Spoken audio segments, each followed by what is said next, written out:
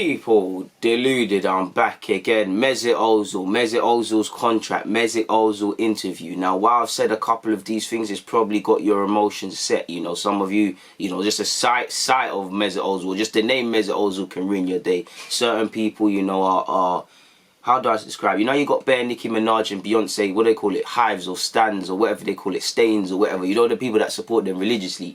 Mesut's got them fans in it. They'll manipulate fancy stats and passes and pre-assists, and you don't know the rest of it, and that obviously riles up hate for people who can't stand Ozil. And it's important. Obviously, he's given an interview with The Athletic. Like I said, you've made your mind up on Mesut Ozil before this, and you've passed some judgment since I've said his name, so while you've been listening to this. It's important when having discussions or debates to take your opinion, myself included, to the side and look at things objectively. For me, we all know me. I think Mesut Ozil's a fantastic footballer on his day. That on his day stuff, we can't afford to have men that are on their day. Your day needs to be 38 games. You need to be on it 38 games. Logic, people. We all know you're gonna have bad games. You're gonna be terrible. You're gonna be anonymous. But time and time again, I need players that will pull it out. Mesut Ozil isn't someone that's gonna lead by example. Isn't someone that's gonna rally the troops. He seems like an easygoing guy. He's very much within himself. He'll moan when he needs to moan, but he's silent. And obviously, when you sign someone for big money and they're the talisman, people aren't going to see what the player's always been about, what Mesut has made a name for himself. They're just going to see the money, the fact that he was from Madrid, and if we're losing, I want to see you sliding into 50,000 tackles. That's not him. Of course, there's been times where Mesut Ozil just hasn't pulled it out and underperformed, and I think someone like Mesut, I do think he's way more professional and pushes himself than people give him credit for. But I do think when you're a manager and you protect someone like Mesut Ozil too much, it can breed complacency and mediocre results. If you have someone like Jose where it can go too far, he can provoke that friction within you. And I just feel generally, if you're a team, like if we was a Premier League winning team, you build the team so that Ozil's in charge. The other 10 players, well 9 excluding the keeper, work 10 times harder defensively because Ozil is going to stay up there. You take him off after 60 minutes and you just use him in games where you need someone to break the line. You're not going to really try to use Ozil away from home, at least starting this current Ozil. So yeah, I think Ozil's a quality player on his day. I think Ozil's given a lot. I think he's had a fantastic future.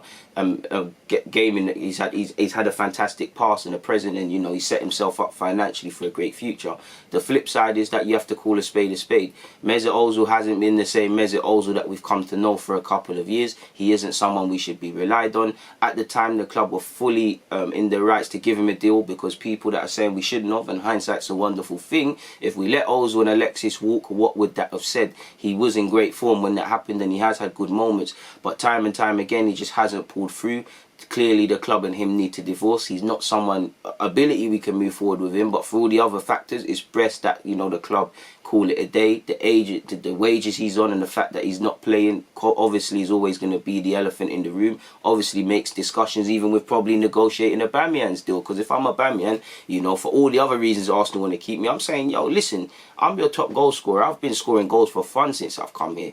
Why aren't I top earner or closer to that? Where you've got this Donny who's playing games all the time, who's never training you. He's your highest earner. I mean, he is training, but he's your highest earner, and he's nowhere to be seen in the cup final, in the squad in any capacity. If you've got money to be giving people that are not part of your plans that piece, so what about someone that you say you want to keep and keep vital? So there's a numerous reasons. And just in terms, the thing with Ozil is that we need another creative midfielder. We're always going to have this paradox of clearly Ozil needs to be moved on.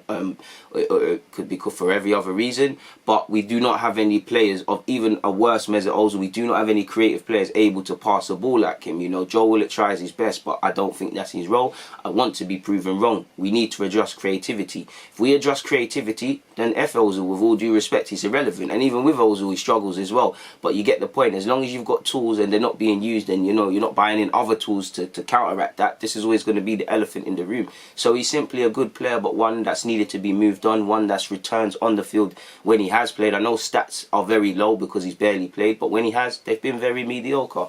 But I do think when you look at Ozil, you've got to look at it with balance. He's neither as vital as his fanboys make out, he's neither as terrible and one of the first that needs to go on ability that some of his haters make out. You know, with his contract, he's one of the first priorities to sort out. But on ability and contribution, if you know, away from a lot of things, there's a lot more defenders and midfielders and people that I'd get rid of before Ozil. I'm not saying he needs to go. So it's vital to have a proper debate. But one thing's for certain, you know, at 31 he needs to decide what he wants, because a football career is short. Are you sure? I know you're earning decent finances and you're happy in London and things, but do you want to spend your last days, you know, the same old new manager, same old drama, being in the side, not in the side, needs to be moved on, not moved on, not playing? He's 31. The years are going to finish even quicker because they're shorter.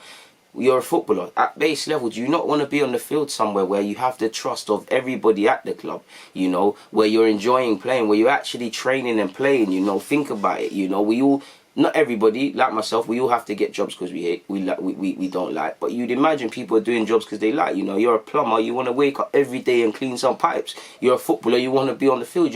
Nothing can replicate that feeling. And regardless of what people say, these men are professional. It must have, rightly, listen, they've only got themselves to blame. But with Guendouzi and Ozil respectively, must have been gutted that they weren't involved in any capacity in the FA Cup. You know, after playing some part.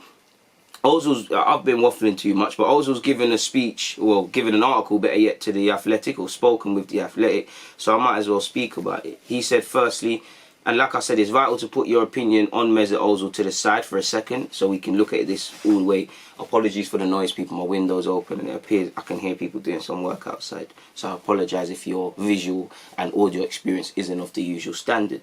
But he said, my position is clear. I'm here through to the last day of our agreement, and I'll give everything I have for this club. Situations like these will never break me. They only make me stronger. I showed in the past that I can come back into the team, and I will show it again. And to be fair with you, you know, something's happened. Again, I don't know if it's the board putting pressure on Arteta, maybe like to do with Emery, on top of Emery not liking him, to force him out. I don't know. But Ozil was playing 10 or so times, and then after the restart, he wasn't. Again, I don't know if it's, you know, he's played these 10 games. Arteta wants to see more. Arteta wants to see more in coach, in training. Something's happened between Arteta and Ozil during the restart because he's been nowhere to be seen. Do you get it? Maybe he wasn't happy with his form. Maybe the board have told, you know, let's kind of force this hand now. We're trying to sort things out in the summer. I don't know, people, because I won't say it looked like we was turning a new leaf, but it looked like, you know, Lombard didn't have time for Ozil, clearly. Emery liked Ozil, and then he didn't, and then he did, and then he didn't. It looked like Arteta found a role for Ozil in that he was starting games, he would take him off when he needed to be taken off, perhaps not playing when he needed to be played, and it put to bed these things. But maybe he hasn't buckled down, and obviously Ozil had a kid, so I don't know how much that kid has impacted his life, because, you know, he's got to look after his wife. Obviously, there's been the wages, which probably played a part as well, the whole wage cut saga. But, you know, Ozil is within, you know, it might not be what I want to hear, because like I said, away from it, I see a 31-year-old who is not going to be part of the major plans on big money, and that's affecting us. I want him to move on, clearly, people. But I can't get angry at a person not wanting to move because he signed a contract that nobody put a gun to his head and he signed it. You know, he leveraged his use to the club and our desperation to not lose Alexis and him. He signed this deal, I can't lie, and he's within his rights to see that through to the end at his age and things. You know, we're just hoping that he, you know, wants to be professional and move on, or the club forces his hands. We all know it's a difficult position. Do we keep him for another year and just utilise him for a year? Because if he stays, you can say alienate him and things like that, but we're wasting money. I'm not saying he needs to start week in, week out, but we're literally, if we keep him, that's about 18 to 20 million of his salary. We're throwing that away by just alienating from the side. You might as well use him in some capacity, no?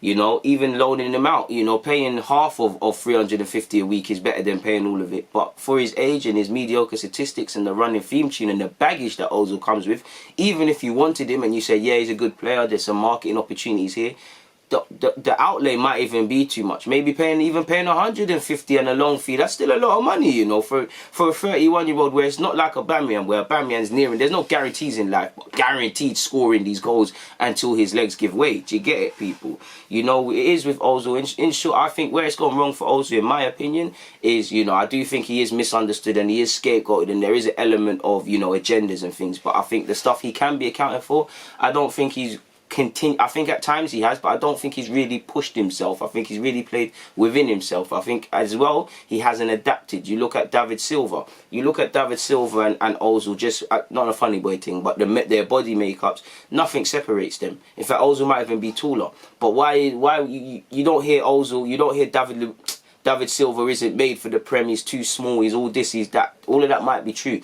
But, you know, he's ready to put a foot in, put himself around. And there's been numerous times Ozil's done that. Again, judged unfairly. He does run around. He does work hard, you know. Remember him tracking Hazard back in the FA Cup final. The problem is you want to see that done a bit more. And for me, what I mean is that, you know, you look at Ozil. When you think of Ozil, it's poetry in motion sort of stuff. The game isn't about that. There is still technical ability in the game, but athleticism, you know, football works in cycles. Athleticism is one of them things. Or if you're not going to be athletic, you need to put yourself around.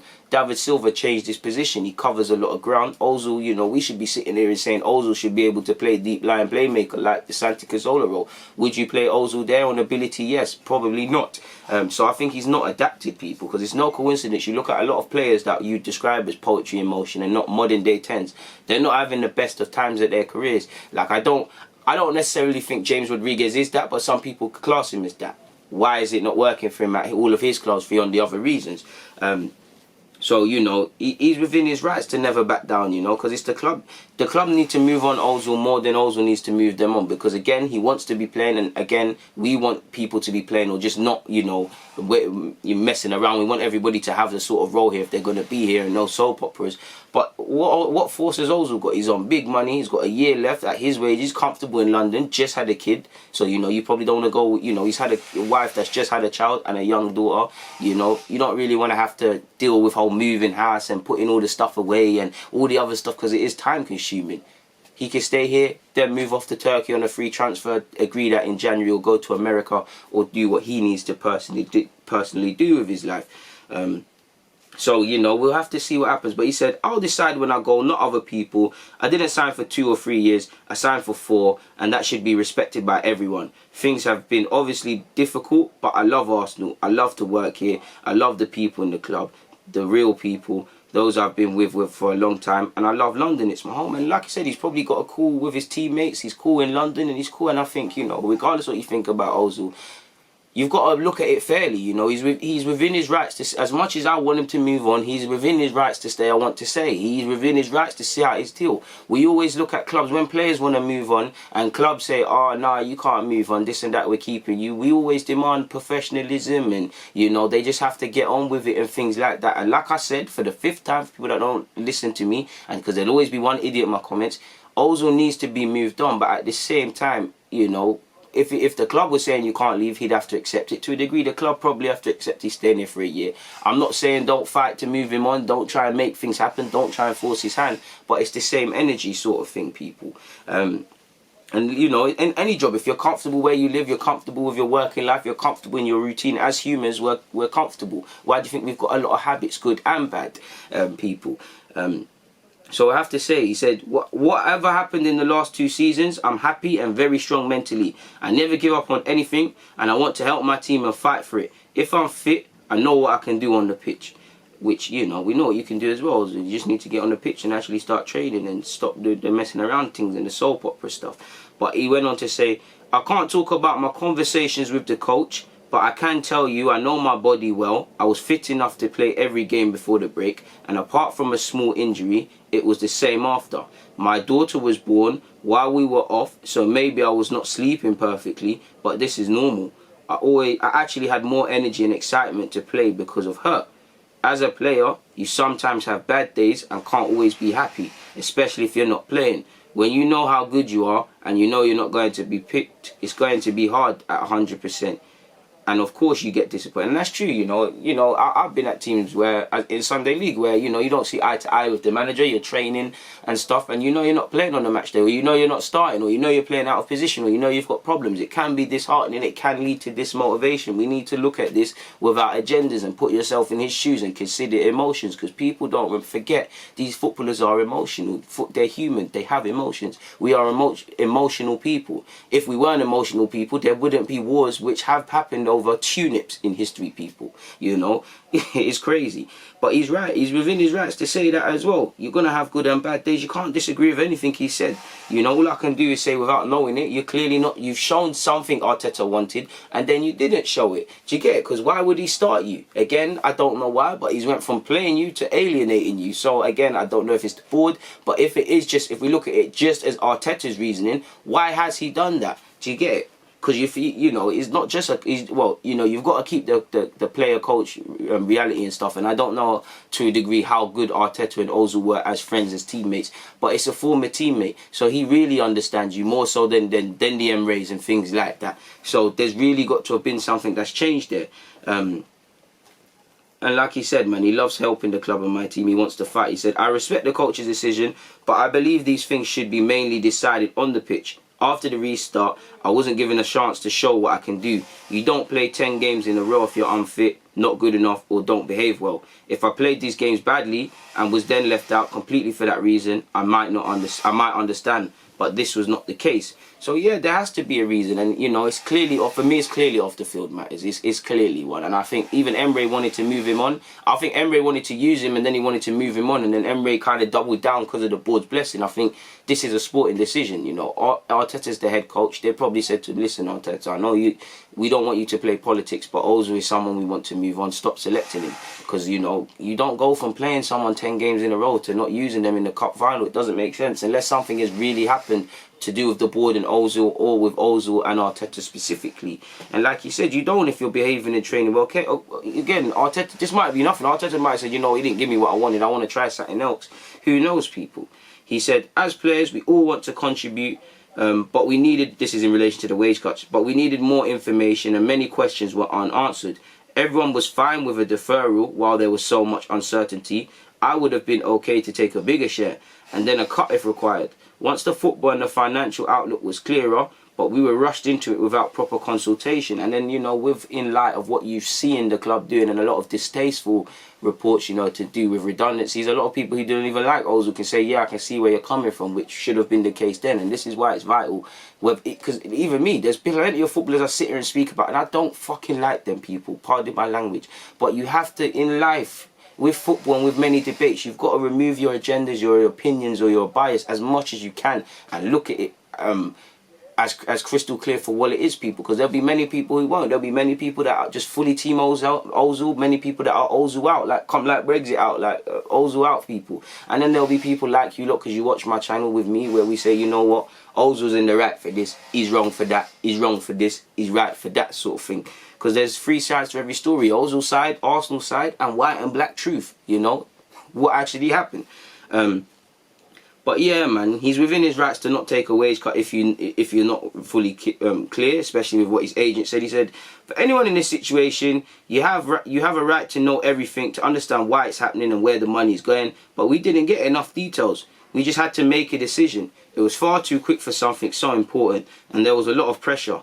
This was not fair, especially for the young guys. And you did hear our young players felt pressurized and thought they might not be in the game and things like this. And he said, and I refused. I had a baby at home and have commitments to my family here in Turkey and in Germany, to my charities too, and also a new project we started to support people in London that was from the heart and not for publicity. People who know me know exactly how generous I am, and as far as I'm aware, I was not the only player who rejected the cut in the end, but only my name came out, and I think that was disgraceful. I don't know if that was the board, I don't know if that was people leaking, but again, you know the stories with Ozil and things like that, and you knew the sort of hate campaign he'd get. And I think it's disgraceful because we shouldn't know which players were in favour, which players weren't in favour. It's at their discretion.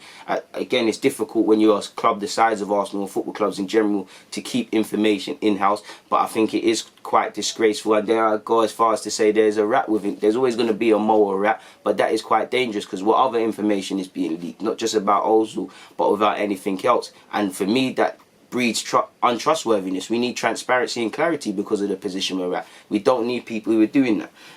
You know, they'll never reveal themselves, so it is what it is. It's quite scary, people. he said, yeah, like he said, as I was not the only player who rejected the cut in the end, but only my name came out. I guess that's because it's me and people have been trying for 2 years to destroy me, which is true, to make me unhappy, to push an agenda they hope will turn the supporters against me and paint a picture that is not true. Possibly the decision affected my chances on the pitch, I don't know, but I'm not afraid to stand up for what I feel is right. And when you say what has happened now with Jobs, maybe I was. Facts, you were right, you did come out as right, and clearly his wages and this wage cut stuff playing a part. We all know Ozil might not be consistent on the fields, but we know the last 2 years have been political decisions. We know it hasn't been because he hasn't been putting it in, really. He said, it's hard when a player wants to leave a club and the club says no, the player must accept it unless they find a solution together. So when a club wants a player to leave and the player says no, the club must accept it unless a solution can be found together. I don't want to leave, so that's it. In 2018, I had plenty of options that would have earned me far better money as a free agent. But I committed myself to Arsenal because this club and the fan base I wanted to play for. In that sense, nothing has changed. Mikel knows my quality and will be ready when he needs me. And again, I will say this, one thing about Ozil, you know, and I think especially people that hate Ozil, when other players say they want to play for the club, or generally they want to play for the club, they want to do this, they want to do that, whether we like the players or not, or think they're good enough, we salute them for it. So again, I'm not saying don't have your opinions, but all that Ozil has gone on and said is, I want to play for this club. You know, we have to salute him for that. I know many people will question his commitment levels. He does actually have a back issue. It's medically proven, among the other things. But I get it, people. But it is something to think about. He also said, Mikel knows my quality and I'll be ready when he needs me. I'm not going into pre-season thinking final year I can chill. I know I don't play. These are not easy times for Arsenal and I want to help. I still have a lot to offer and I train as hard as I can whether I'm in the squad or not. If you're called in, you have to be prepared. I'm doing all the necessary work on the pitch with the fitness coach and in the gym. This is all I can do. And then he went on to say people, I think he spoke about, he touched on human rights and, you know, Ozil's spoken about a lot of stuff in relation to Muslims being treated unfairly in China and things of that nature, people. I've just lost it, so bear with me. He said, well, we'll get onto that, but he said, if you consider the circumstances, you cannot use those statistics if you have to. It is more accurate to look at the data from my whole Arsenal career and also from the 10 games after Mikel was picked. Obviously, statistics will show a decline because Ozil's been declining in just generally. But when you're not playing or you're just playing 5 minutes here or 20 minutes here, the case study isn't going to be strong enough. So that's what he's alluding to. He said, like he said, my whole career and also from the 10 games after Mikel was appointed, not so bad for someone who had been barely picked for a year and a half.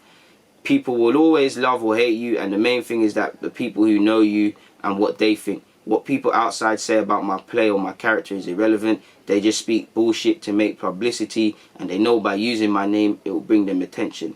Do as much as you like, I don't care. Listen to them who don't know me. I didn't get here because of them, but because of my friends and family who trust and are always behind me, which is true and what you need in life. He also said every human is equal. It doesn't matter what religion or colour you are, Muslim, Christian, Jew, black, white or anything, we are all the same. What I said was not against Chinese people, it was against whoever is doing this to the Uyghur, forgive me for mispronunciations, Uyghur Muslims and other people who are not helping them, such as other Muslim countries. I have given a lot to Arsenal on and off the pitch, so the reaction was disappointing. They said they don't get involved in politics, but this isn't politics. They got involved in other issues. And it is true, people, you know, you can't say you don't get involved in politics and then say, you know, do the Black Lives Matter thing. It doesn't make sense. You're blurring the lines or saying this and that, you know, call a spade a spade. You don't want to damage our brand. We don't want Ozil's thoughts to be Arsenal's thoughts. You know, Ozil's thoughts represent his own, not his employers, and I don't agree with that, but just call a spade things. And he said, in America, George Floyd, apologies, killed, and the world spoke up to say Black Lives Matter, and that is correct. We're all equal, and it's a good thing that people fight against injustice. There are a lot of black players and fans of Arsenal, and it's fantastic the club is backing them. But I wish people would have done the same for Muslims, because Arsenal have many Muslim players and fans as well, and it's important for the world to say that Muslim lives matter.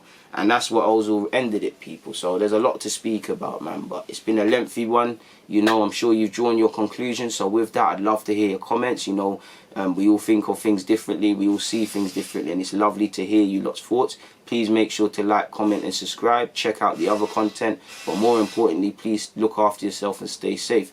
Until we meet again, DG, I'm out.